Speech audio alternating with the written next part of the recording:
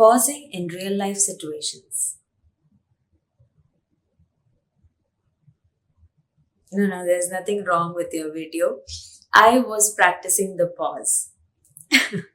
In this lesson, I want to show you with few real life examples on how to practice the pause so it's easier for you to relate.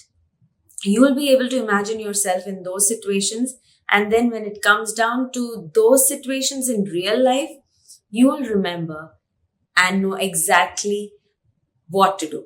How you, the cool, confident captain, must sail through any stormy tantrum along with your child.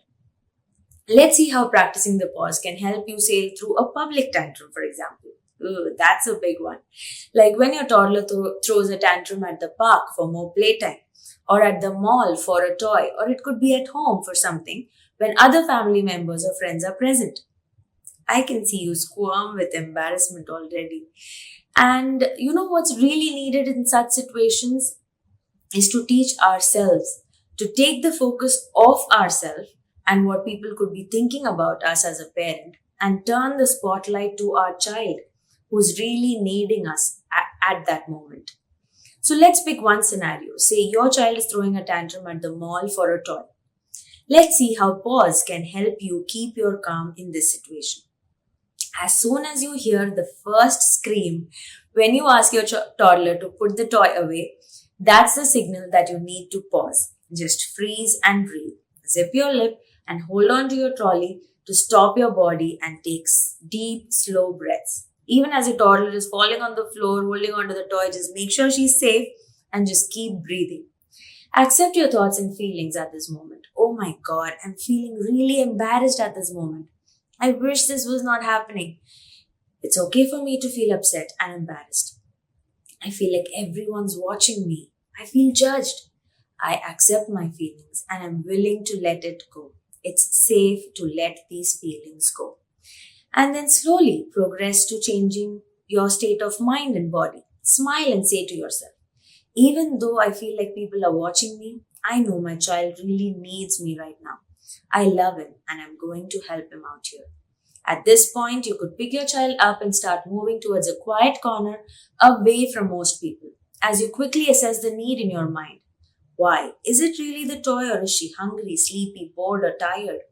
Let those thoughts flow as you decide to uphold the limit no matter what and say to yourself, I can't buy this toy right now, even if my child is crying and demanding. Now that you feel calm and clear, you are ready to connect and engage with your child. You reach a quiet corner in the mall. You connect with your child using your body first. You take him in your lap, and if he's ready, you take him in your lap, share your warmth, make eye contact, and say, you really wanted that toy. It was really soft and nice. And wait for the emotions to flow. The volume could go up or it could subside. If the need that you assessed was hunger or rest, then promptly do what it takes to meet those needs because unless those basic needs are met, no matter what you do, the emotions will not or cannot subside. If it was really about the toy, once they are calm, you engage with them. You've already offered them the connection they need. You can extend power here with the want, can't, can sandwich. You really wanted that toy. I can't buy that now. You can have it for your birthday, maybe. What do you think? And then you take the conversation from there. If they feel calm and connected at that moment and provided their basic needs are met, you will be surprised how your toddler starts planning his birthday in full excitement suddenly. Now, this is just one of the many ways to engage. In the upcoming modules, you learn many more tools that you could use in the moment to engage with your toddler. Here's your win. You did not lose it despite all the eyeballs you felt were piercing through you. You could keep your calm by practicing the pause. And that's why you, as the calm, confident captain, could help your child sail through the tantrum too. Yeah, it's a win-win-win, right? Let's take another example. Here's a 1 or 2 year old child who wants to touch the electric socket. You say no, and they're melting down. And this triggers you because you're thinking, oh God, I just can't let her touch that. Why can't she understand? That's your signal that you need to pause. First, I'll keep my child at a safe distance from the socket and ensure she's safe.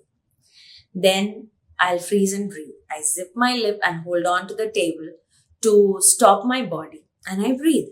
As I breathe, I notice my feelings. I accept them. I'm feeling angry right now, seeing my toddler's behavior. That's natural and that's fine.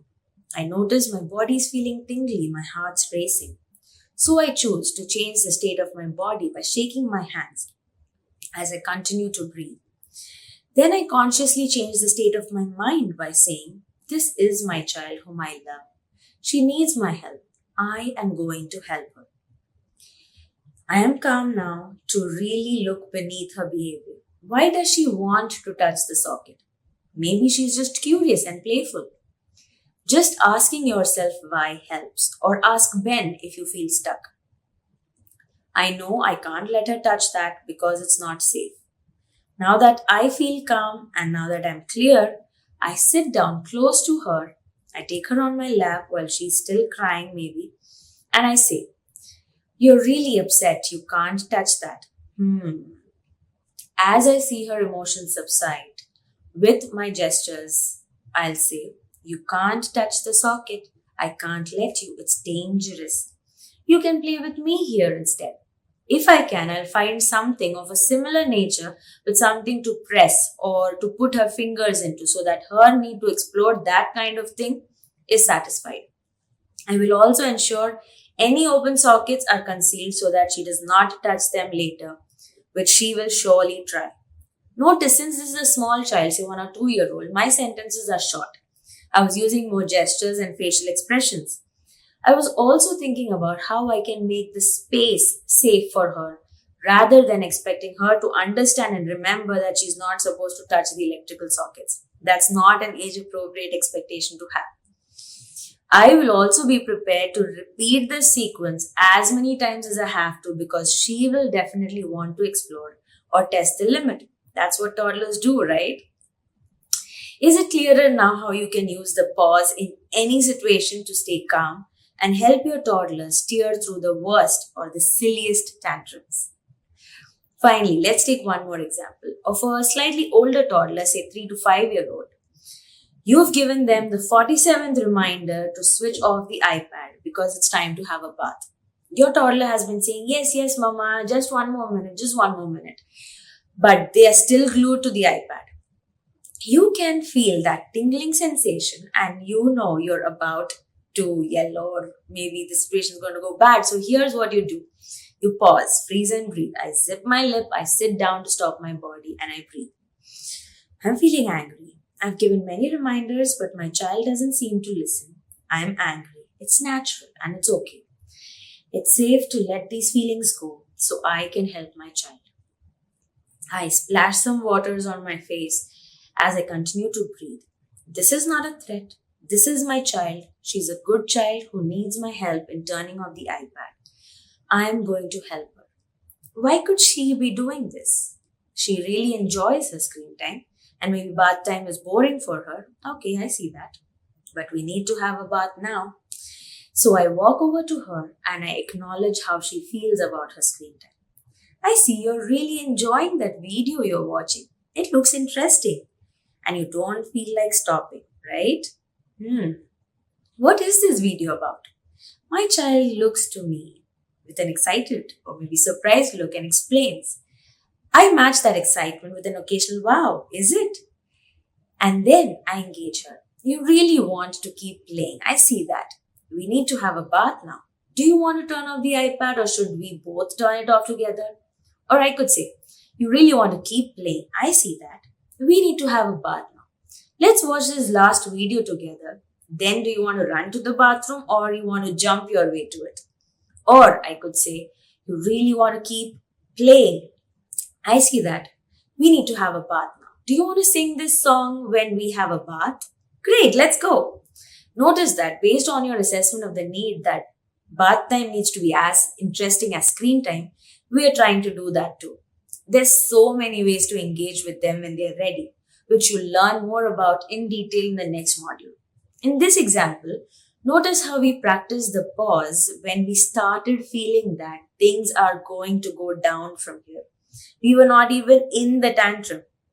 And we did our best to avert or prevent the tantrum by connecting and engaging with our toddler. If a tantrum ensues, you will start again with the PAUSE. As you practice the pause sequence, learn what works best for you personally and stick to that. Lastly, notice that there are very subtle differences in the way we handled each of those three situations, though the steps in the pause were the same. So consider the pause sequence to be your guideline. It's not the constitution that you need to stick to, strictly adhere to word for word. Remember the basics. Calm yourself first, then proceed to calm your child. Put your own oxygen mask first, then proceed to help your child. As you practice the pause and as you learn more discipline tools in this course, you will find yourself feeling more and more confident about exactly what to say and what to do in each of those unique situations you will face with your cute little unique child. The key is to know the trigger. Treat the trigger as the signal that you need to pause. Another effective way to succeed with practicing the pause is to treat your bodily sensations as the signal. Like if you start to realize your brow moving inwards, or you're breathing heavily, or your heartbeat is racing in reaction to something your child did or said, that is the signal that you need to pause. The more you practice this, the more it becomes a positive habit loop with happy endings, as opposed to the negative loops of hitting, screaming, and more tantrums and more guilt that you've possibly been through all this while. I am here with you as you learn and master this art of positive parenting. As we wrap this module, everything you've learned here has been summarized into a quick printable that you can grab. Print it and stick it where you can see and quickly refer to when you feel triggered. As you practice the pause more and more, you will master it, and then you can gift that printout to someone else who might need it. Now, my dear friend, you know how to sail through confidently and peacefully, even in the midst of the worst tantrums. In the next module, you will get promoted to the next level of mastery. How can you stop tantrums even before they start? You got a glimpse of it here in the screen time example. But head on to learn some more crucial tools and ideas in the next module.